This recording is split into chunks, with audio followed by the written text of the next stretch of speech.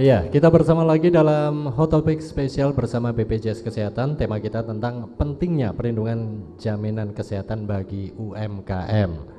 Ya, kita lanjut lagi obrolan kita pagi hari ini. Giliran Ibu Nanet sekarang. Tadi sempat saya tanyakan juga sebelum kita break ya Ibu ya.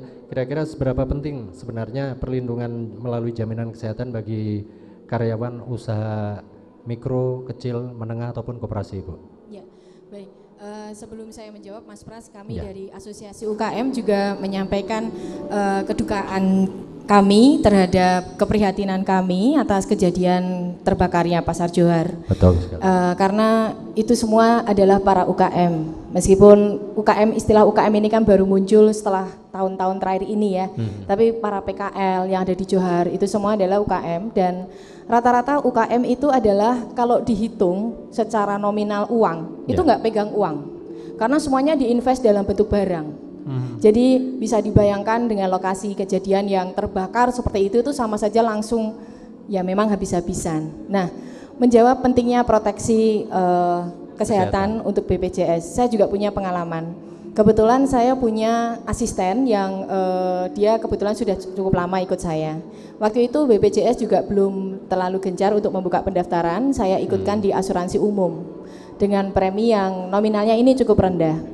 Nah, baru 6 bulan ikut saya bekerja, ternyata dia sakit yang harus menimbulkan opnam di rumah sakit. Nah, kalau dihitung-hitung sih pasti nggak ada yang mau badi ya dari laba dari itu. Cuman saya sebagai penanggung jawab hidupnya dia, yang memberi dia pekerjaan, itu merasa sangat terbantu sekali terhadap proteksi jiwa yang ini. Sehingga kalau menurut saya secara pribadi, yang namanya perlindungan jiwa, saya rasa semoga semua teman-teman UKM juga menyadari hal ini, bahwa proteksi jiwa itu penting. Cuman ya itu tadi Mas, kadang UKM itu lebih berat kulaan daripada invest untuk membayar premi. Betul. Cuman karena kita kadang tidak tahu, ini yang memang menjadi PR tidak hanya dari dinas, tidak hanya dari BPJS, cuman dari kami sendiri. Karena terkadang tidak sedikit yang nutup usaha ini terus menjadi habis. Pada saat si pelaku usaha ini terus amit-amit nyun sewu tiba-tiba terserang penyakit yang berat seperti stroke, seperti